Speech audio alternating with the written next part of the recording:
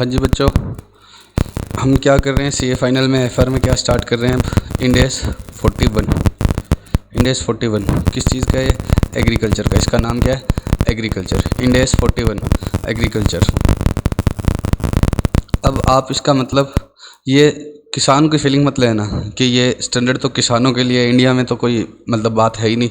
Corporate sector में बहुत सारा इंडिया में क्या है एग्रीकल्चर का, जैसे टी की बड़ी बड़ी कंपनी है, टाटा वगैरह, कॉफ़ी का, रबर का, ये सब क्या है कॉरपोरेट सेक्टर में काम कर रहे हैं। तो आप कहोगे कि इंडेस तो कॉरपोरेट्स को लगाने और एग्रीकल्चर तो इंडिया में क्या है कॉरपोरेट्स कर ही नहीं रहे। ऐसा नहीं है। टी, कॉफ़ी, रबर, डेयरी के काम, हनी, शुगर मतलब शुगर केन औरों के काम, ये सब क्या है कॉटन प्लांट्स, ये सब इंडिया में बड़े बड़े क्या कर रहे हैं कॉरपोरेट्स कर रहे हैं। तो उनके ऊपर इंडेस लगेगा। हाँ, ये जरूर है कि इंडस्ट्री स्पेसिफिक इंडेस है। इंडस्ट्री स्पेसिफिक मतलब एग्रीकल्चर का काम नहीं है तो फिर क्या है ये इंडेस नहीं लगेगा। जैसे पीपी का स्टैंडर्ड है, प्रॉपर्टी प्लांट एंड इक्विपमेंट, वो इंडस्ट्री स्पेसिफिक नहीं है। सभी के अंदर कोई ना कोई क्या होगी पीपी तो होगी। ए टू जेड कंपनीज़ में किसी न किसी में कोई ना कोई पीपी तो होगी। लेकिन ये इंडस्ट्री स्पेसिफिक है। अगर एग्रीकल्चर का काम नहीं है तो फिर ये स्टैंडर्ड भी क्या है एप्लीकेबल नहीं होगा। लेकिन आप ये नहीं कह सकते कि इंडिया में तो किसान क्या है कॉरपोरेट सेक्टर में है ही नहीं। बहुत सारे क्या है बड़ी बड़ी कंपनीज किसके अंदर है एग्रीकल्चर के बिजनेस में है, तो उनके ऊपर ये स्टैंडर्ड लगेगा। ठीक है, ये प्राइमरी सेक्टर का स्टैंडर्ड है। प्राइमरी सेक्टर मतलब जो सबसे पहले कोई चीज़ क्या करता है जहाँ अराइज होती है, जैसे ये क्या हो गया गेहूँ, चावल, इन सब की चीज़ें सबसे पहले क्या है चाय है, तो सबसे पहले खेतों में राइज होती है, बाद में प्रोसेस होकर हमारे पास आती है। तो प्राइमरी सेक्टर का ये इकलौता स्टैंडर्ड है एग्रीकल्चर। ठीक है, अब इसमें स्टडी मटेरियल से आप पढ़ रहे हैं, स्कोप वाले पैराग्राफ पर आते हैं, हम सब कुछ पढ़ेंगे लेकिन एक बार स्कोप वाले पैराग्राफ पर आते हैं। The standard shall be apply to account for the following when they relate to agriculture activities. ये स्टैंडर्ड इन एसेट्स पर लगेगा, इन चीज़ों पर लगेगा, एसेट्स पर नहीं। बायोलॉजिकल एसेट्स पर लगेगा, एग्रीकल्चर प्रोड्यूस पर लगेगा, गवर्नमेंट ग्रांट्स पर लगेगा। लेकिन ये किससे रिलेटेड होनी चाहिए?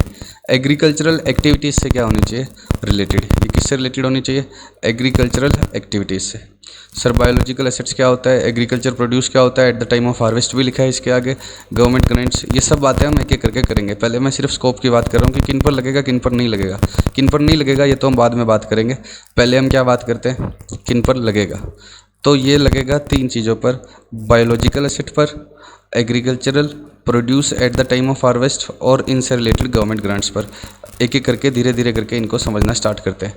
और ये भी कब? जब ये किससे रिलेटेड हो एग्रीकल्चरल एक्टिविटी से रिलेटेड हो। तो इन सब चीज़ों की डेफिनेशन पढ़ना मेरे लिए क्या हो जाती है ज़रूरी। सबसे पहले हम किसकी डेफिनेशन पढ़ रहे हैं बायोलॉजिकल एसेट के। सबसे पहले हम जो चीज़ें ऊपर जा रही है उनको टेंशन मत लेना, वो पढ़ेंगे सब चीज़ें एक एक करके। बायोलॉजिकल एसेट का मतलब क्या है? लिविंग एनिमल और प्लांट, या तो जानवर या प्लांट। तो बायोलॉजिकल एसेट का मतलब क्या है? लिविंग एनिमल या प्लांट, बस सिंपल सी बात है। तो लिविंग एनिमल और प्लांट पर ये स्टैंडर्ड लगेगा when they relate to agricultural activities, when they relate to agricultural activities. तो मेरे पास हॉर्स रेसिस के लिए हॉर्सेस पड़े हैं, तो क्या उन पर लगेगा? नहीं। क्यों नहीं लगेगा? क्योंकि ठीक है वो लिविंग एनिमल है बट वे they are not related to agricultural activities. देखो जो एग्जांपल मैं ले रहा हूँ वो प्लीज़ आप लिखते रहना। क्यों? क्योंकि बाद में आपको याद नहीं रहेंगे। तो हॉर्स रेसिस के लिए जो मेरे पास हॉर्सेस है उन पर ये स्टैंडर्ड नहीं लगेगा because they are not related to agriculture activities. Similarly circus के लिए मेरे पास क्या है? सर्कस के लिए मेरे पास क्या है? कुछ एलिफेंट्स है या कोई भी जानवर हो रहे हैं, लायन है, ये सब है, तो उनके ऊपर भी ये नहीं लगेगा क्योंकि they are not related to agricultural activities. ठीक है, रिसर्च के लिए रखे हुए हैं मैंने, तो भी क्या है एग्रीकल्चर। हालांकि एग्रीकल्चर एक्टिविटी का मतलब अभी तक मैंने आपको नहीं समझाया, लेकिन ये तो आप बेसिकली समझ रहे हो ना, सर्कस वाले और ये सब। तो रिसर्च के लिए मेरे पास प्लांट्स हो रहे हैं तो वो एग्रीकल्चर एक्टिविटीज़ के लिए नहीं है। ठीक है, तो उन चीज़ों पर ये स्टैंडर्ड नहीं लगेगा। तो सर्कस वाला याद रखना एक तो, और कौन सा याद रखना तुम? हॉर्स रेसिजरों के लिए। तो इन चीज़ों के ऊपर ये स्टैंडर्ड नहीं लगेगा। आपने किसी भी चीज़ के लिए रखे हुए डेकोरेटिव पर्पज़ के लिए लोगों के पास क्या होते हैं? हाथी होते हैं, शो ऑफ के लिए होते हैं, तो उन सब पर नहीं लगेगा। एग्रीकल्चरल एक्टिविटी होना ज़रूरी है। अब एग्रीकल्चरल एक्टिविटीज़ क्या होता है ये मैं पढ़ूंगा, लेकिन सर्कस और तो एग्रीकल्चर नहीं होते ना, वो तो बिना डेफिनेशन पढ़े भी आप समझ सकते हो ना। अब हम किसकी बात कर रहे हैं? एग्रीकल्चरल एक्टिविटीज़ का मतलब refers to the management by the entity. Entity manage करे किसको? Biological transformation and harvest of biological asset for sale, for conversion into agricultural produce into additional biological asset. Agriculture activity का मतलब क्या है? Management by the entity. Entity क्या करेगी? Manage किसको? Biological transformation को and harvest of biological asset. Biological transformation and harvest of biological asset, चाहे वो सेल के लिए कर रही है, चाहे एडिशनल इनटू एग्रीकल्चर प्रोड्यूस के लिए कर रही है, चाहे एडिशनल बायोलॉजिकल एसेट के लिए। देखो मान लो कि ये ट्री है मेरे पास, मुझे ये ट्री बनाकर ही क्या कर देना है? ट्री को ही क्या कर देना है? एंड में सेल कर देना है। इस ट्री को ही सेल कर देना है, तो क्या है? For sale. या इस ट्री से मुझे क्या करना है? ट्री से मुझे क्या करना है? फ्रूट्स। ट्री से मुझे क्या करना है? फ्रूट्स करने हैं, ठीक है, और फ्रूट्स को बेचना है, ठीक है। तो वो क्या है? एग्रीकल्चर प्रोड्यूस के लिए करने हैं मुझे। ट्री को सेल नहीं करना है, क्या करना है मुझे? एग्रीकल्चर प्रोड्यूस उसमें कन्वर्ट करना है उसको, तो उसके लिए भी ये स्टैंडर्ड लगेगा। और एडिशनल बायोलॉजिकल एसेट्स का मतलब क्या है? कि इस ट्रीज़ के बीज लेकर मुझे आगे वापस से क्या करना है? ट्री रेज करना है, तब होगा। ये मैंने सारे के सारे एग्जांपल किसके दिए? प्लांट से रिलेटेड दिए। अब मैं किसकी बात करता हूँ? एनिमल से रिलेटेड बात करता हूँ। एनिमल से रिलेटेड बात करता हूँ। ये काऊ है, ठीक है, ठीक है। इस काऊ को मुझे क्या करना है? डायरेक्ट सेल ही कर देना है। मेरे को क्या है? बछड़े पैदा करने, मतलब गाय को बड़ा कर करके क्या करना है? सेल।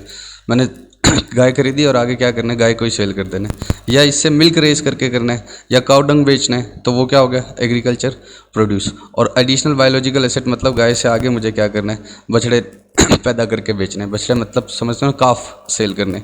तो ये सभी चीज़ें किस में आएगी? एग्रीकल्चरल एक्टिविटीज़ में। बायोलॉजिकल ट्रांसफॉर्मेशन को अभी हम पढ़ेंगे डिटेल में क्या होता है। बायोलॉजिकल ट्रांसफॉर्मेशन अलग से क्या है? डिफाइंड है। लेकिन मैं ये कह रहा हूँ कि ये स्टैंडर्ड लगेगा किस पर? बायोलॉजिकल एसेट पर। तो बायोलॉजिकल एसेट का मतलब तो क्या होगा? लिविंग प्लांट्स और एनिमल। लिविंग प्लांट्स और एनिमल। लेकिन ये भी किससे रिलेटेड होनी चाहिए? एग्रीकल्चरल एक्टिविटीज से रिलेटेड होनी चाहिए। तो एग्रीकल्चरल एक्टिविटीज़ का मतलब क्या है? एंटिटी मैनेज करेगी किसको? बायोलॉजिकल ट्रांसफॉर्मेशन को। एंटिटी क्या करेगी? Manage. Management by the entity of biological transformation. Biological transformation को अलग से पढ़ेंगे। और उसके हार्वेस्ट को। हार्वेस्ट मतलब उसका जैसे अलग करना किसी चीज़ को, जैसे पेड़ से फल अलग कर दिया, या गाय से दूध क्या कर दिया? अलग। एक बार इतना समझ लो, ठीक है। ऑफ बायोलॉजिकल एसेट किसके लिए? चाहे उसको सेल के लिए, या एग्रीकल्चर प्रोड्यूस में कन्वर्ट करना इनटू एग्रीकल्चर प्रोड्यूस में, या एडिशनल बायोलॉजिकल एसेट में। एडिशनल बायोलॉजिकल एसेट मतलब काव से काफ रेज करना, या ट्री से वापस से क्या करना? ट्रीज बनाना।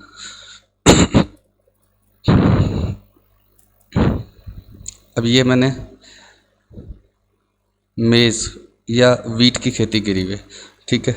इसी को ही सेल कर देना लास्ट में, पूरे के पूरे किसको? इस पूरे को ही सेल कर देना है। या इससे क्या करना है? मेज़ या गेहूं या चावल जो भी है, जिसकी भी खेती, चावल क्या, मक्का निकाल कर बेचना है।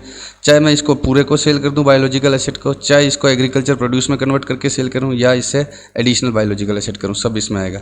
लेकिन इसमें एक वर्ड और क्या लिखा हुआ है? मैनेजमेंट। मैनेजमेंट का मतलब क्या होता है? कि एंटिटी मैनेज कर रही है। एंटिटी क्या कर रही है? मैनेज। अब मेरे पास ये प्लॉट्स थे या जो भी था, लैंड थी बहुत बड़ी, और यहाँ पर अपने आप ही कुछ क्या उग गए? पेड़ उग गए। अपने आप उग ही जाते हैं। देखो आप किसी भी जगह पर खाली प्लॉट पर ही देख लेना, कोई झाड़ फूस उग ही जाते हैं। और मैंने इसको डिफॉरेस्ट करके क्या कर दिया? मेरे मतलब मेरे पास लैंड थी और उस पर अपने आप उग गए। मैंने कोई मैनेजमेंट नहीं किया, ना कोई बीज बोया, ना टेम्परेचर चेक किया, ना कोई मैंने फर्टिलाइजर्स करवाए, कुछ भी मैनेज नहीं किया। अपने आप क्या हो गए? ये उग गए और मैंने इनको क्या कर दिया? सेल कर दिया। तो इसको क्या नहीं करेंगे हम? एग्रीकल्चरल एक्टिविटीज़ में कवर नहीं करेंगे, क्योंकि एंटिटी ने क्या मैनेज किया। तो डिफॉरेस्टेशन इसमें कवर नहीं होगा। लिख लेना एग्जाम्पल। डिफॉरेस्टेशन का मतलब क्या है? अपने आप जो पेड़ उगे उनको हटाकर बेचना, तो वो एग्रीकल्चरल एक्टिविटीज़ नहीं है। ओशन फिशिंग इसमें कवर नहीं होगी, कि किसी ओशन में अपने आप क्या आ जाती है? फिश आ जाती है और हम उसको निकाल कर बेच देते हैं, तो वो इसमें कवर नहीं होगी, क्योंकि हमने उस ओशन को मैनेज नहीं किया। लेकिन फ़िश फार्मिंग होगी कवर। ये सारे एग्जांपल लिख लेना। फ़िश फार्मिंग क्यों कवर होगी? फ़िश फार्मिंग इसलिए कवर होगी क्योंकि फ़िश फार्मिंग में हम जानबूझकर एटमॉस्फेयर तालाब में ऐसा पैदा करते हैं जिससे क्या हो? फिशेज आए, खाना पीना डालते हैं, उसका टेम्परेचर और सब कुछ मेंटेन करते हैं, और उसके बाद क्या होता है? उसके बाद क्या होता है, फ़िश आती है और उसको हम बेचते हैं। तो फ़िश फार्मिंग का मतलब हमने मैनेज किया था, हमने इसको क्या किया था, मैनेज किया था, तो वो इसमें कवर होगी। बट ओशन फिशिंग कवर नहीं होगी। डिफॉरेस्टेशन का मतलब अपने आप जो पेड़ उगे उनको बेचना, वो सब इसमें कवर नहीं होगा, क्योंकि एंटिटी ने कोई टेम्परेचर और ये सब कुछ भी मैनेज नहीं किया है, तो ये सब इसमें कवर नहीं होंगे, ओशन फिशिंग और डिफॉरेस्टेशन। लेकिन फ़िश फार्मिंग क्या होगी, कवर होगी। तो एग्रीकल्चरल एक्टिविटीज़ का डेफिनेशन पता लगी, बायोलॉजिकल एसेट की पता लगी। अब मुझे क्या देखना है, बायोलॉजिकल ट्रांसफॉर्मेशन। बायोलॉजिकल ट्रांसफॉर्मेशन क्यों सीख रहा हूँ मैं, पहले तो बताओ ये क्यों सीख रहा हूँ। बायोलॉजिकल एसेट क्यों सीखा, क्योंकि इसके ऊपर ये स्टैंडर्ड लगेगा if they relate to agricultural activities. Scope में पढ़ा था ना, बायोलॉजिकल एसेट पर ये स्टैंडर्ड लगेगा if they relate to agricultural activities. और एग्रीकल्चरल एक्टिविटीज़ की डेफिनेशन में क्या वर्ड यूज़ हुआ, बायोलॉजिकल ट्रांसफॉर्मेशन। तो बायोलॉजिकल ट्रांसफॉर्मेशन को एंटिटी क्या करे, मैनेज। अब बायोलॉजिकल ट्रांसफॉर्मेशन का मतलब क्या है, comprises the processes of growth, degeneration, production और procreation that causes qualitative and quantitative changes in the biological asset. Growth का मतलब क्वालिटी या क्वांटिटी में इंक्रीज होना, इंक्रीज इन क्वांटिटी और इम्प्रूवमेंट इन क्वालिटी। डीजनरेशन किसका अपोजिट होता है, ग्रोथ का, डिक्रीज होना क्वालिटी या क्वांटिटी में। प्रोडक्शन का मतलब क्या होता है, उससे अलग से एग्रीकल्चर। देखो एक बात सुन लो पहले, ये मेरे लिए क्या है, बायोलॉजिकल एसेट, और इसके जो फ्रूट्स होते हैं इसको मैं क्या बोलूँगा, एग्रीकल्चरल प्रोड्यूस। इसके जो फ्रूट्स होते हैं उसको मैं क्या बोलूँगा, इससे जो डिटैच करके जो आएगा वो क्या होगा, एग्रीकल्चरल प्रोड्यूस। एक बार पढ़ ही लो पहले, agriculture produce is the harvested products of entities biological asset. जो बायोलॉजिकल एसेट है उससे हार्वेस्ट करके मतलब उससे डिटैच करके क्या करना, जो प्रोड्यूस आना। तो ये क्या है मेरा बायोलॉजिकल एसेट्स, इसके फ्रूट्स क्या है, एग्रीकल्चर प्रोड्यूस। और एग्जांपल लेता हूँ मैं, काऊ क्या है मेरी बायोलॉजिकल एसेट और इसके प्रोड्यूस क्या है, काऊ क्या है मेरी बायोलॉजिकल एसेट और इसके एग्रीकल्चर प्रोड्यूस क्या है, मिल्क, काऊ डंग, ये सब चीज़ें। शीप क्या है मेरी बायोलॉजिकल एसेट और इसके प्रोड्यूस क्या है, इसके जो शीप से मैं हार्वेस्ट करके वूल उतार लेता हूँ, कैमल से वूल उतार लेता हूँ, तो वो क्या है, एग्रीकल्चर प्रोड्यूस। इसको क्या करना, डिटैच करके कुछ निकालना, डिटैच करके। हार्वेस्ट का मतलब क्या होता है, डिटैचमेंट ऑफ प्रोड्यूस। आगे पढ़ूंगा मैं हार्वेस्ट की डेफिनेशन। एक बार एग्रीकल्चर प्रोड्यूस में और बायोलॉजिकल एसेट में डिफरेंस क्लियर कर लो, क्योंकि ये वर्ड बार बार आ रहे हैं, ठीक है। तो ग्रोथ का मतलब क्या है,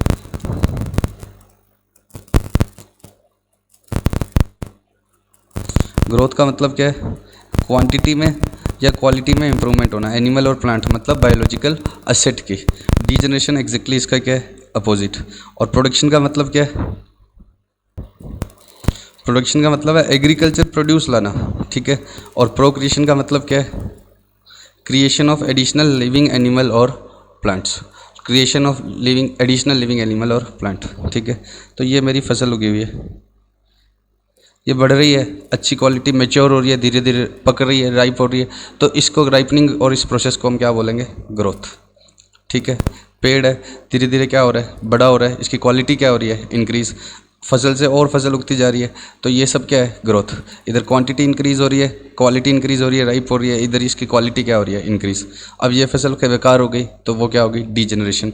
ऐसे ही पेड़ मेरा क्या हो गया किसी भी वजह से, चाहे इसमें लग जाते हैं ना कीटाणु वगैरह, तो ख़राब हो गया, तो वो क्या है, डीजनरेशन। उसके बाद प्रोडक्शन का मतलब क्या है, प्रोडक्शन का मतलब क्या है कि इस पेड़ से मैंने फ्रूट्स क्या कर दिए, अलग।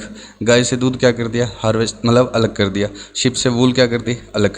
प्रोक्रिएशन का मतलब क्या है, गाय से काफ पैदा करना, बछड़ा पैदा करना, या पेड़ से और पेड़ बनाना और उगाना, ये सब किस में।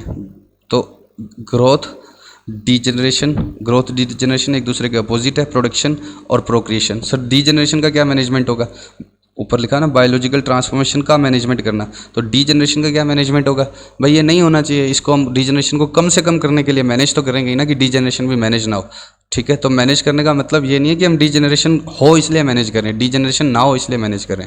तो प्रोडक्शन और प्रोक्रिएशन, जिसकी वजह से क्वालिटेटिव या क्वांटिटिव चेंज होते हैं किसमें, बायोलॉजिकल एसेट में, ठीक है। तो अब एक बार वापस से देखता हूँ मैं, ये स्टैंडर्ड किस पर लगेगा,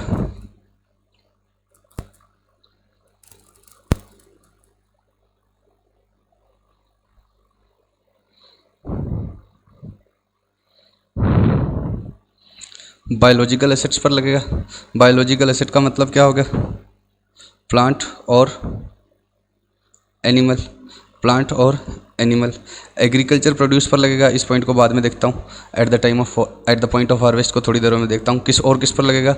एग्रीकल्चरल प्रोड्यूस पर। एग्रीकल्चरल प्रोड्यूस का मतलब क्या है? इस बायोलॉजिकल एसेट से क्या करना? हार्वेस्ट करके कोई चीज़ लगाना।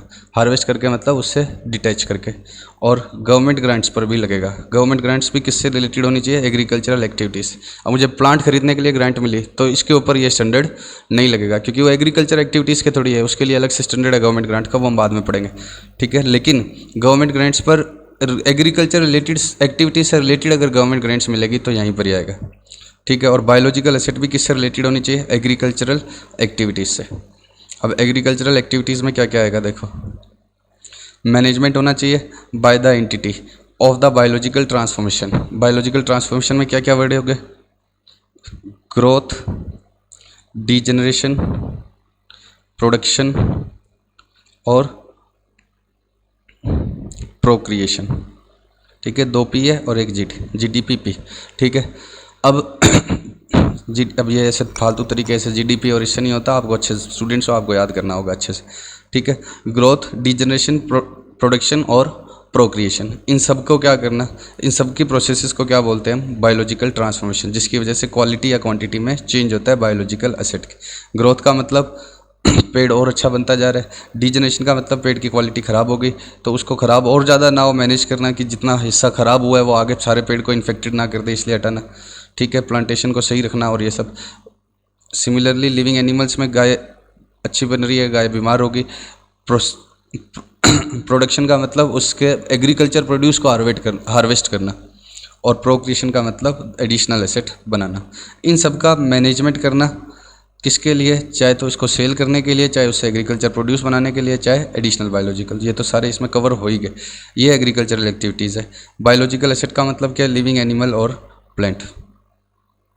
एग्रीकल्चर प्रोड्यूस का मतलब क्या है? हार्वेस्ट करना किससे? बायोलॉजिकल एसेट से। हार्वेस्ट का मतलब क्या है? Detachment of produce from the biological asset. Detachment of produce from the biological asset का मतलब क्या है? अलग कर देना। तो पेड़ से फ्रूट अलग कर दिया तो फ्रूट्स क्या है? एग्रीकल्चरल फ्रूट्स क्या है? Agriculture produce. गाय से मिल्क क्या है? Agriculture produce. काऊ डंग क्या है? Agriculture produce. शीप से वूल अलग कर देना क्या है? Agriculture produce. बहुत सारे एग्जांपल इधर लिखे हुए हैं आपके, पढ़ लेना। शीप से क्या है? वूल, एग्रीकल्चर प्रोड्यूस है, ठीक है। आगे एक बार इसको बाद में पढ़ेंगे, ये वाला क्या है बाद में पढ़ेंगे। डेयरी कैटल है, गाय है, उससे मिल्क रेज करना। टिम्बर प्लांटेशंस में क्या है? मतलब आपने पेड़ उगाए किसके लिए थे? लकड़ी के लिए, तो वो गिरे हुए पेड़ क्या है? Agriculture produce. पिग को कारकेस मतलब उसकी डेड बॉडी, ठीक है। जैसे अब पिग भी हो सकता है, कुछ भी हो सकता है, ठीक है। आगे क्या लिखा हुआ था इसमें? आगे cessation of biological assets life cycle process. जैसे चिकन होते हैं, समझते हो ना, मुर्गा होता है तो लोग काट कर खाते हैं, तो उसको जब काट दिया आपने, ख़त्म कर दिया, तब क्या होगा? उसको भी हम क्या बोलेंगे? हार्वेस्ट कर दिया। तो वो भी क्या है? Agriculture produce. अब मुर्गा बनाना नहीं आता, मान लो ये मुर्गा है, अब इसके कट पीस कर दिए, और ये सब क्या है? एग्रीकल्चर प्रोड्यूस, जो कि उसकी लाइफ साइकिल क्या होगी? सीज हो गई। समझ रहे हो ना? खाने के लिए जो बनाते हैं उनको डिटैच करने का मतलब क्या है? उनको हार्वेस्ट करने का मतलब क्या है? उनकी डेड बॉडीज़। सारे पढ़ लेना ये एग्जाम्पल प्लीज़, ठीक है। कॉटन प्लांट्स होते हैं, प्लांट पर कॉटन आती है और उससे जब कॉटन अलग कर देते हैं तो वो क्या है? हार्वेस्टेड कॉटन, ठीक है। तो एग्रीकल्चर प्रोड्यूस पर ये लगेगा। अब मैं इस पर आता हूँ, eight the point of harvest. Agriculture produce के साथ क्या लिखा था? Eight the point of harvest. तो ये जो एग्जाम्पल लिखे हुए हैं ना, जब पेड़ से अलग किया या गाय से अलग किया तब तक का ये, उसको क्या बोलते हैं? Eight the point of harvest. उसके बाद में अगर फर्दर प्रोसेसिंग करोगे तो ये स्टैंडर्ड नहीं लगेगा। फॉर एग्जांपल गाय से मिल्क, तो गाय पर तो लगेगा बायोलॉजिकल एसेट है, मिल्क पर लगेगा एग्रीकल्चर प्रोड्यूस है, eight the point of harvest. अब आगे आप उससे चीज़ बनाते हो, मिठाई बनाते हो, कुछ भी बनाते हो, मक्खन बनाते हो, बटर बनाते हो, उनके ऊपर ये नहीं लगेगा, क्योंकि ये eight the point of harvest नहीं है। Eight the point of harvest नहीं है, ठीक है। कॉटन प्लांट से आपने कॉटन निकाल ली, तो ये सब क्या है, eight the point of harvest. अब कॉटन से आगे आपने थ्रेड बनाया या आगे फर्दर प्रोसेसिंग करके कोई कपड़े बनाए तो उस पर ये नहीं लगेगा। वूल निकाल ली तो उससे आगे क्या है, कारपेट या यार्न बना रहे हो तो इन सब चीज़ों पर आगे स्टैंडर्ड नहीं लगेगा भाई। वूल तक तो लगेगा, उसके बाद में यार्न या कारपेट बना रहे हो तो उसके ऊपर ये स्टैंडर्ड नहीं लगेगा, ठीक है। तो आगे की फर्दर प्रोसेसिंग के ऊपर ये स्टैंडर्ड नहीं लगेगा। जैसे शुगर केन है तो उससे जो केन आया उस पर तो लग जाएगा, लेकिन उसके बाद में उससे शुगर बना रहे हो तो नहीं लगेगा। चाय होती है ना, चाय टी विशेष, तो उसके ऊपर जब पत्ती उतारते हैं तब तक, अब पत्ती बनती है चाय से, मतलब ये ऐसे होती है चाय की, ऐसे पत्ती होती है, इसको उतारते हैं तब वहाँ तक तो लगेगा। अब जब लेकिन हमारे पास जो काले दाने आते हैं चाय के वो क्या होते हैं, प्रोसेस्ड टी होती है, तो उसके ऊपर ये इस पत्ती से ये बनाने के ऊपर ये स्टैंडर्ड नहीं लगेगा, ठीक है, पक्का। तो इस स्टैंडर्ड की एप्लीकेबिलिटी एग्रीकल्चर प्रोड्यूस पर कहाँ तक है, eight the point of harvest, वहाँ तक की अकाउंटिंग ये बताएगा। आगे की अकाउंटिंग कैसे होगी वो मैं बताऊंगा, वहाँ तक की भी अकाउंटिंग कैसे होगी वो भी मैं बताऊंगा। अभी हुआ थोड़ी है, यहाँ तो हम सिर्फ क्या चेक कर रहे हैं, एप्लीकेबिलिटी, और थोड़ा सा क्या है, टेक्निकल स्टैंडर्ड है। तो इस स्टैंडर्ड की एप्लीकेबिलिटी किस पर है, तीन बातों पर, biological asset, agriculture produce till only at the point of harvest, and government grants, इसकी तो बात भी मैं बाद में करूँगा, when they relate to agriculture activities. इसकी डेफिनेशन थोड़ी दिखेंगे, गवर्नमेंट ग्रांट्स तो समझते हो ना, इसकी अलग से डिफाइन थोड़ी करेंगे, ठीक है। अब मुझे बताओ बायोलॉजिकल एसेट का मतलब क्या है, लिविंग एनिमल और प्लांट, ठीक है। एग्रीकल्चर, अब डेड एग्रीकल्चर प्रोड्यूस का मतलब क्या है, एग्रीकल्चर प्रोड्यूस का मतलब क्या है, हार्वेस्ट करना, किससे, बायोलॉजिकल एसेट से। देखो एक बार याद कर लेना ये डेफिनेशंस, ठीक है। केस स्टडी टाइप का आएगा, ऐसे डिटो रटा हुआ नहीं आएगा कि एग्रीकल्चर प्रोड्यूस का मतलब बता दो। वो तो पूछेगा कि इसके ऊपर लगेगा या नहीं लगेगा स्टैंडर्ड, तब आपको बताना होगा। वो कहेगा सर्कस के घोड़ों पर लगेगा या सर्कस के घोड़ों पर, क्या सर्कस के एनिमल पर लगेगा या नहीं, या हॉर्स रेसेस के घोड़ों पर लगेगा या नहीं। तो आपको पता तो होना चाहिए ना आप किस तरह से आंसर दोगे। मैं अभी बताता हूँ कि किस तरह से आंसर फ्रेम होगा। पहले एक बार डेफिनेशन याद करो, बायोलॉजिकल एसेट पर ये स्टैंडर्ड लगता है। हम पढ़ क्यों रहे हैं, क्योंकि ऊपर लिखा है कि बायोलॉजिकल एसेट पर स्टैंडर्ड लगता है, और बायोलॉजिकल एसेट का मतलब क्या है, लिविंग एनिमल और प्लांट। और ऊपर क्या लिखा हुआ है, एग्रीकल्चर प्रोड्यूस पर ये स्टैंडर्ड लगता है। तो एग्रीकल्चर प्रोड्यूस का मतलब क्या है, harvested product of biological asset. Biological asset का मतलब एनिमल और प्लांट, और उसका हार्वेस्टेड प्रोडक्ट का मतलब क्या हो गया, एग्रीकल्चर प्रोड्यूस। हार्वेस्ट का मतलब क्या हो गया, अब हार्वेस्टेड प्रोडक्ट का मतलब एग्रीकल्चर प्रोड्यूस तो हो गया। हार्वेस्ट का मतलब क्या है, डिटैच करना बायोलॉजिकल एसेट से, मतलब फ्रूट्स। और ऊपर बहुत सारे एग्जाम्पल दिए हुए हैं ना तुम्हें एग्रीकल्चर प्रोड्यूस के सारे, तो वो हार्वेस्ट करके जो बनता है, ये वाला एग्जाम्पल है ना, ये सारे के सारे क्या है, हार्वेस्ट करके बनी हुई चीज़ें, ठीक है। डिटैच करना, और या तो डिटैच करना या उसकी लाइफ साइकिल क्या कर देना, सीज कर देना। जैसे मुर्गे को काट दिया, ठीक। तो एग्रीकल्चर प्रोड्यूस पर लगेगा और बायोलॉजिकल एसेट पर लगेगा। हार्वेस्ट क्यों पढ़ रहे हैं सर, क्योंकि एग्रीकल्चर प्रोड्यूस की डेफिनेशन में क्या वर्ड यूज़ हुआ, हार्वेस्टेड प्रोडक्ट। तो हार्वेस्ट का मतलब क्या होता है, या तो उसको डिटैच करना या उसकी लाइफ साइकिल को क्या कर देना, ख़त्म कर देना, लाइफ प्रोसेस को ख़त्म कर देना। अब ये किससे रिलेटेड होने चाहिए, एग्रीकल्चरल एक्टिविटीज़ से। एग्रीकल्चरल एक्टिविटीज़ का मतलब क्या होना चाहिए, management by the entity of biological transformation of harvested product. Harvest of agriculture agriculture activity का मतलब क्या है, एंटिटी मैनेज करेगी बायोलॉजिकल ट्रांसफॉर्मेशन को। बायोलॉजिकल ट्रांसफॉर्मेशन में फिर अलग से क्या वर्ड है, चार, ग्रोथ, प्रोडक्शन, प्रोक्रिएशन और डीजनरेशन।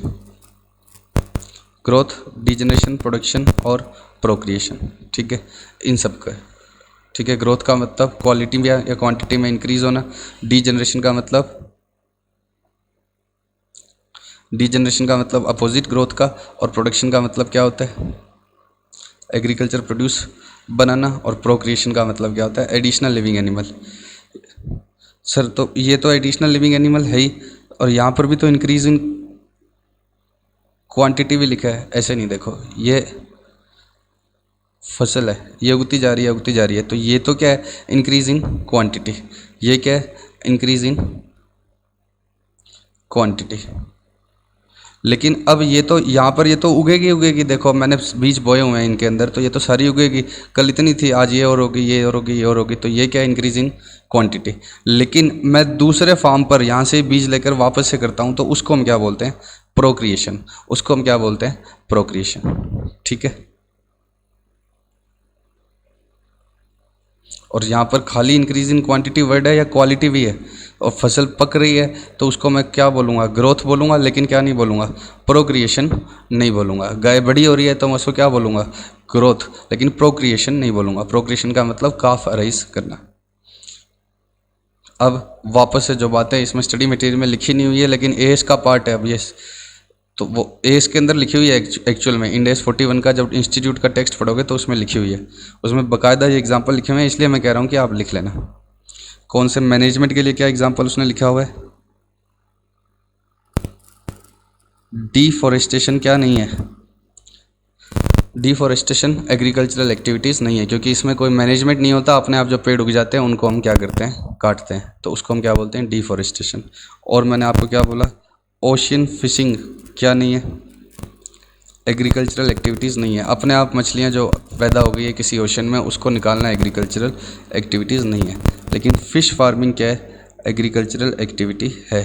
फ़िश फार्मिंग क्यों है एग्रीकल्चरल एक्टिविटीज़, क्योंकि यहाँ पर हम ऐसा एटमॉस्फेयर क्रिएट करते हैं किसके अंदर, छोटे पॉन्ड के अंदर, जिससे फ़िश आए, खाना डालते हैं उनको, बड़ी होती रहे फ़िश, ताकि हम आगे ज़्यादा पैसे जनरेट कर सके। तो फ़िश फार्मिंग तो है क्योंकि वहाँ मैनेजमेंट हुआ है।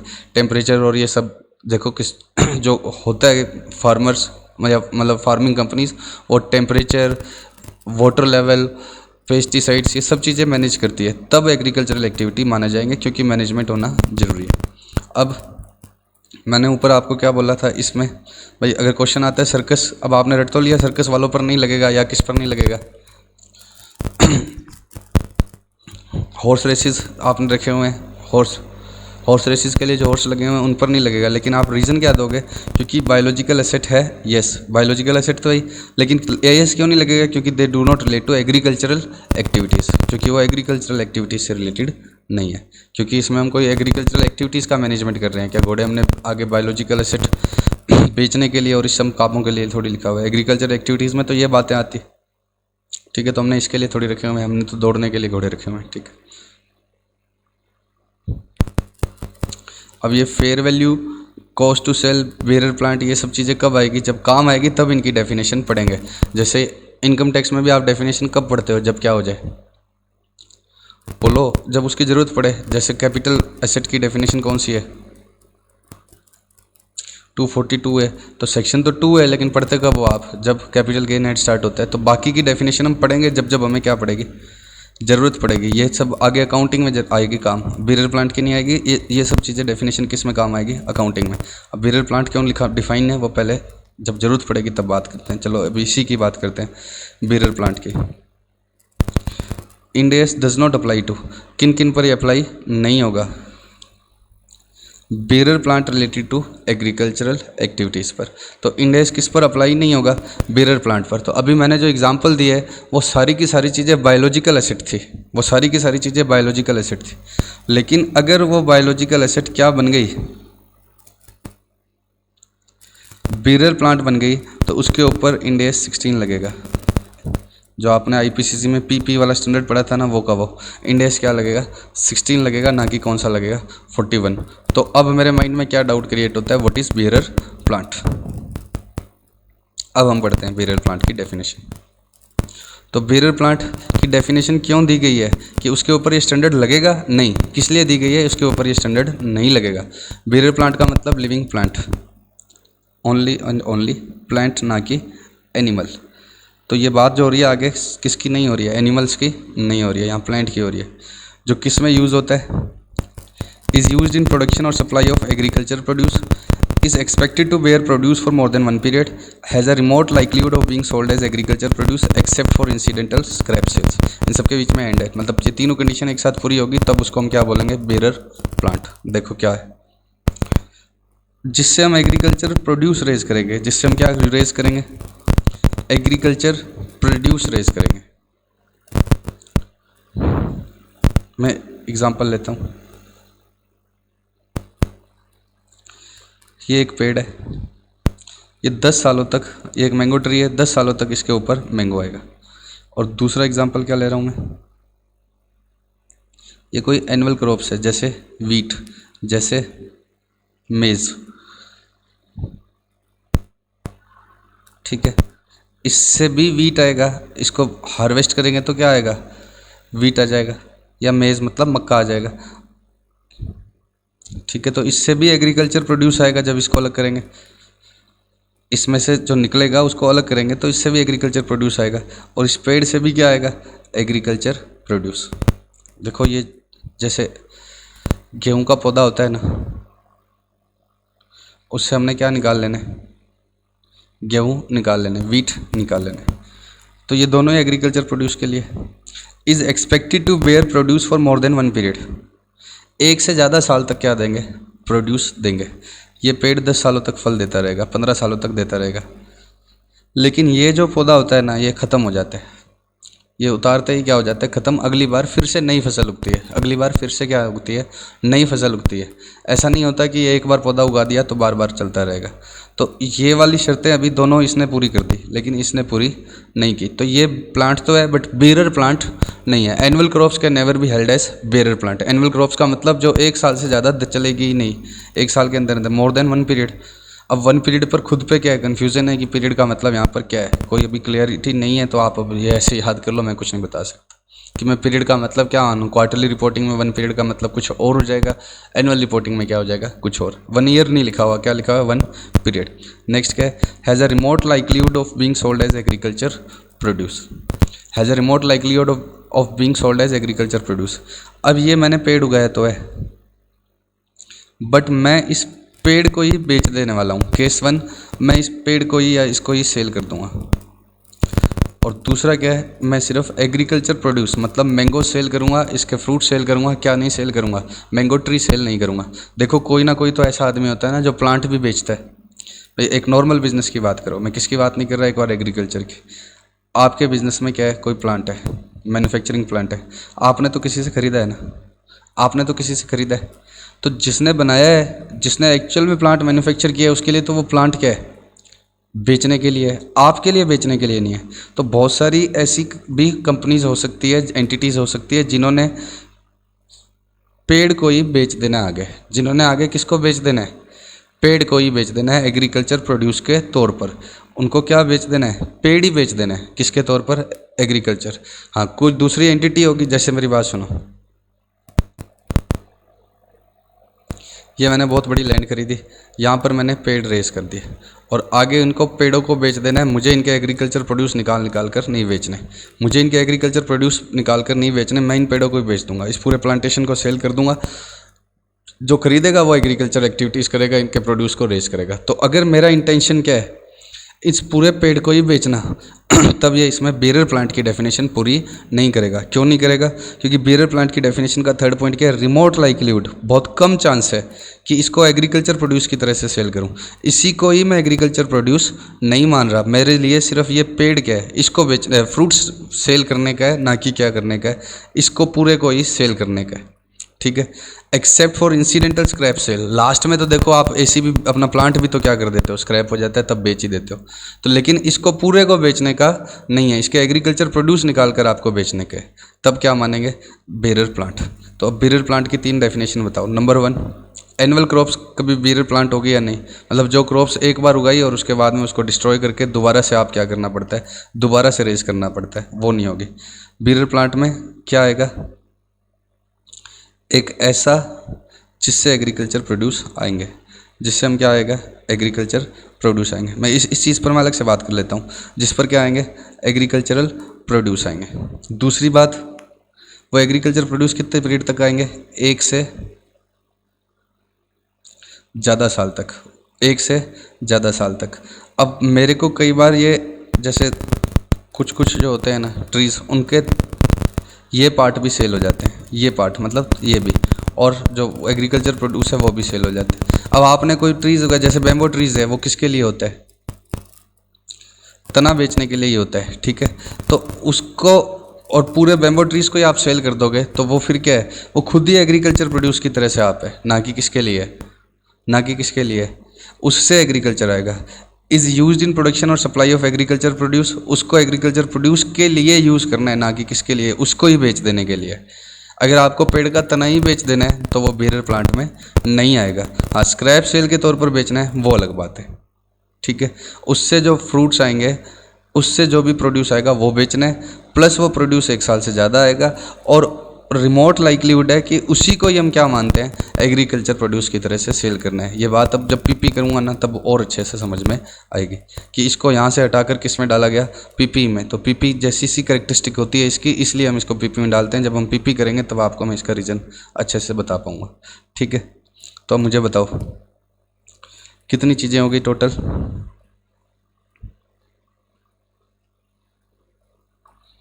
बायोलॉजिकल एसेट, बायोलॉजिकल एसेट का मतलब क्या था, लिविंग प्लांट और एनिमल, ठीक है। ये सारी की सारी किससे रिलेटेड है, एग्रीकल्चरल एक्टिविटीज से। अगर ये एग्रीकल्चरल एक्टिविटीज से है तो इस पर तो आगे कोई फर्दर डिस्कशन करना ही नहीं है, तो इस पर तो 41 ही लगेगा। अब ये जो प्लांट है इस पर डिस्कशन करना है। अगर बीरर प्लांट है तो 41 नहीं लगेगा, कौन सा लगेगा, 16। और बीरर प्लांट नहीं है तब कौन सा लगेगा, 41। तो एनुअल क्रॉप्स पर कौन सा लगेगा, 41। मेज़, वीट, इन पर क्या लगेगा, 41, क्योंकि 16 लगने के लिए क्या होना चाहिए, एक से ज़्यादा पीरियड तक उस पर क्या आना चाहिए, प्रोड्यूस आने चाहिए। सीधे पेड़ के पेड़ ही बेचने हैं तब कौन सा लगेगा, 41, क्योंकि वो खुद ही रिमोट लाइक्लीहुड होनी चाहिए एग्रीकल्चर प्रोड्यूस की तरह से सेल करने की। रिमोट लाइक्लीहुड मतलब बहुत कम चांस होना चाहिए। और मैं तो कह रहा हूँ सीधे के सीधे ही बेचने हैं पेड़ के पेड़ ही, तब क्या होगा, 41 लग जाएगा। क्योंकि अगर बीरर प्लांट नहीं बना तो 41 लगेगा। एनुअल क्रॉप्स बीरर प्लांट क्यों नहीं बना, सेकंड कंडीशन की वजह से। सेकंड कंडीशन की वजह से नहीं बना एनुअल क्रॉप्स, क्यों, क्योंकि उस पर क्या होगा, is expected to bear produce for more than 1 period. Annual crops पर 1 पीरियड में से ज़्यादा नहीं आते, एक ही पीरियड में आते हैं, तब क्या होगा, एक ही पीरियड में आते हैं। तो वो बीरर प्लांट है या नहीं है, बीरर प्लांट नहीं है, बीरर प्लांट नहीं है तो 41 लग जाएगा। उसके बाद में उसको खुद को ही एग्रीकल्चर प्रोड्यूस की तरह से बेचना है तो वो बीरर प्लांट नहीं है, क्योंकि ये कह रहे हैं बीरर प्लांट में रिमोट लाइक्लीहुड होनी चाहिए। रिमोट लाइक्लीहुड का मतलब बहुत कम चांस होना चाहिए, तो फिर उस पर 41 लगेगा। अगर उसको ही एग्रीकल्चर प्रोड्यूस की तरह से बेचना है तो हाँ, उससे एग्रीकल्चर प्रोड्यूस मतलब उसके फ्रूट्स बेचने हैं, फ्रूट्स 1 साल से ज़्यादा आएंगे, प्लस क्या है, बहुत कम चांस है कि उसी को एग्रीकल्चर प्रोड्यूस की तरह से बेचना है, तब जाके बीरर प्लांट होगा। और बीरर प्लांट यहाँ पर नहीं आएगा। अब इसने एग्जांपल दिया है कि tea bushes, grape vines, oil palms, rubber trees usually meet the definition of bearer plant and outside the scope of. Usually क्यों लिख रहा है कि हम ये देखो, एक चाय की जो होती है ना, उसकी लाइफ चाय, ये चाय का बागान है ना, तो उससे जो पौधा होता है ना चाय का, उससे पत्तियाँ आती रहती है, ठीक है। इस बार उतारी चाय, प्रोसेस करके बेची या सीधी पत्तियाँ बेची, वो अगले की हेडेक है। फिर दोबारा इसी पौधे से क्या आ जाती है चाय, और ऐसा 10-15 बार हो जाता है। तो ये टी विशेस ऐसी ग्रेप वाइन्स में होता है कि ग्रेप्स आते हैं, बार बार आते रहते हैं, ठीक है। ऑयल पाम्स में भी ऐसा होता है, रबर ट्री में भी लेटेक्स बार बार आता रहता है, और सारी शर्तें पूरी होती है। जनरली क्यों मिला इसने, यूजुअली फिर क्यों लिखा है सर, यूजुअली इसलिए लिखा है कि मुझे ये थोड़ी पता है कि आप क्या बेचने वाले हो, आप क्या पता है इसी को ही बेचने वाले हो। तो यूजुअली का मतलब जनरली आप क्या रखते हो, चाय निकाल कर बेचते हो, ना कि उसको ही बेच देते हो, तो इसलिए इसने यूजली वर्ड लिखा है। यूजली मतलब ये थर्ड कंडीशन के बारे में मैं श्योर नहीं हूँ, मुझे क्या पता आगे पर्पज़ क्या है। हाँ, अगर पर्पज़ क्या है, एग्रीकल्चर प्रोड्यूस की तरह से सेल नहीं करना है उसको, इस पौधे को सेल नहीं करना है, सिर्फ इसकी क्या है, पत्तियाँ सेल करनी है, तो पक्का ये क्या है, बीरर प्लांट है, पक्का क्या है, ये बीरर प्लांट। अब ऊपर भी जो एग्जाम्पल दिए थे ना, ये वाले, इसमें से जो एग्जाम्पल किसके हैं, एनिमल्स के हैं, उन पर तो पक्का कौन सा लगेगा, 41 ही लगेगा। जो एग्जांपल एनिमल्स के, जैसे शिप है, पिग है, डेयरी केटल है, इन पर तो 41 नहीं लगेगा। लेकिन जो दूसरे एग्जांपल लिखे हुए हैं, जैसे शुगर केन है, टी विशेस है, इसके आगे नीचे लिखा है कि ये पक्का क्या है, बायोलॉजिकल एसेट तो है ही, लेकिन इसमें से कुछ चीज़ें बीरर प्लांट है।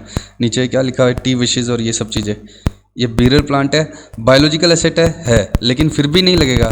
क्यों नहीं लगेगा, क्योंकि बीरर प्लांट को स्कोप आउट करके इंडिया 16 में डाला हुआ है बीरर प्लांट को। और ओरिजिनली जब ये स्टैंडर्ड लिखा गया था तब क्या है, ऐसा नहीं था, बीरर प्लांट इसी में ही कवर होते थे। 2014 से अलग कर दिया। सर 2014 में तो इंडेक्स लगते ही नहीं थे, आपको क्या पता। देखो पहले ये इंडेक्स कोई नया नॉलेज नहीं है, पहले ये क्या थे, IFRS थे, मैं तुम्हें फर्स्ट क्लास में बता चुका हूँ, बाद में बात कर लेंगे अगर। लेकिन पहले ये IFRS ही तो थे, उन्हीं को तो कॉपी किया है। तो IFRS तो ऑलरेडी पुराने विदेशों में तो चल ही रहे थे ना। तो 2014 में बेरर प्लांट को अलग से क्या किया, यहाँ से निकाल कर अलग किया। अदरवाइज़ बेरर प्लांट पर भी यही अकाउंटिंग लगती थी। और जब PP वाला स्टैंडर्ड कर दूंगा तब आपको क्लियर होगा कि बेरर प्लांट को यहाँ से उठाकर वहाँ क्यों किया। ठीक है, जब PP वाला स्टैंडर्ड कर देंगे तब ये करेंगे, लेकिन बेरर प्लांट इनिशियली यहाँ पर नहीं थे।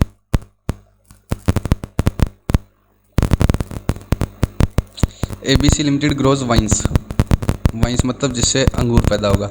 Harvest the grapes, harvest the grapes, grapes मतलब अंगूर हटा लेगा। और प्रोड्यूसेस वाइन, वाइन्स मतलब अंगूर लता। ठीक है, उससे क्या अंगूर अलग कर लिए और उसके बाद में अंगूरों से क्या बनाते हैं, शराब। Which of these activities are in the scope of Ind AS 41? The grape vines are bearer plant, क्योंकि उससे बार बार आते हैं अंगूर। That continuously generate crops of grapes which are covered by Ind AS 16। तो ग्रेप वाइन्स पर यह स्टैंडर्ड नहीं लगेगा। क्या ग्रेप वाइन बायोलॉजिकल एसेट है? यस, बायोलॉजिकल एसेट है। फिर भी क्यों नहीं लगेगा? क्योंकि बायोलॉजिकल एसेट अगर बेरर प्लांट बन गई तो ये स्टैंडर्ड नहीं लगेगा। फिर when the entity harvest the grapes their biological transformation ceases and they become agriculture produce. तो अंगूर निकाल लिया, वो क्या बन गया, एग्रीकल्चरल प्रोड्यूस बन गया। और वो किस पर, उस पर कौन सा आएगा, इंडेस 41, उस पर कौन सा आएगा, ये वाला स्टैंडर्ड लग जाएगा। और उसके बाद में अंगूरों से शराब बना रहे हैं तो वो तो आगे की प्रोसेस है, eight the point of harvest तक लगता है। वाइन में क्या होता है, लेंदी मेच्योरेशन पीरियड होता है, अंगूरों को बहुत लंबे समय तक क्या है, सड़ाया जाता है, तब जाकर वाइन बनती है। लेंदी मेच्योरेशन पीरियड होता है, मेच्योर होने में टाइम लगता है। तो उसके बाद वाले this process is similar to conversion of raw material to finish product. ये तो अंगूर से आगे वाइन बनाने का प्रोसेस हो गया, तो अंगूर क्या हो गया, रॉ मटेरियल और उससे फिनिश प्रोडक्ट। तो rather than the biological transformation, ये कोई बायोलॉजिकल ट्रांसफॉर्मेशन है या अलग से क्या है, प्रोसेसिंग है उसके ऊपर। Hence treated as inventory in accordance with Ind AS 2। Inventory मानेंगे किसको, हम अंगूरों को। ये आगे काउंटिंग जब करेंगे तब समझ में आएगा ये वाली बात कि इन अंगूरों को तो हम इन्वेंट्री मान लेंगे और S2 लगाएंगे और उससे वाइन और बनाने पर क्या है, रॉ मटेरियल से क्या है, WIP और फिनिश गुड्स बन रहे हैं। ये तो जब हम आगे अकाउंटिंग सीखेंगे तब समझ में आएगा। लेकिन इस पूरे प्रोसेस में से बायोलॉजिकल एसेट अंगूर पर क्या लगेगा, ये स्टैंडर्ड लगेगा। अब कैसे लगेगा, क्या अकाउंटिंग होगी इस पूरे प्रोसेस की, वो मैं आपको क्या करूँगा, समझाऊंगा। वो आपको मैं समझाऊंगा जब हम पूरी अकाउंटिंग पढ़ लेंगे। तो लास्ट में इस क्वेश्चन को वापस करेंगे कि इसकी अकाउंटिंग कैसे होगी। अभी तो मैं सिर्फ ये कह रहा हूँ कि वाइन्स पर क्यों नहीं लगेगा, जो ये ग्रेप वाइन्स है, ग्रेप वाइन्स का मतलब अंगूर लता है, क्यों, क्योंकि वो उस पर इंडेस 16 लगेगा। तो उसकी अकाउंटिंग इंडेस 16 की अकॉर्डिंग होगी, वो मैं आपको समझा दूंगा। फिर ग्रेप्स पर लगेगा इसकी ये वाला स्टैंडर्ड। अब ये वाला स्टैंडर्ड की अकाउंटिंग समझ में आ जाए तब आपको पता लग जाएगा। और ये आगे फिर क्या लगेगा, AS2 इन्वेंट्री। AS2 किसका लगेगा, इन्वेंट्री का, कि अंगूर अब मेरे लिए क्या बन गए, इन्वेंट्री बन गए। तो अब इसकी अकाउंटिंग हम करेंगे नेक्स्ट क्लास में। ठीक है, अभी इतना ही करेंगे आज।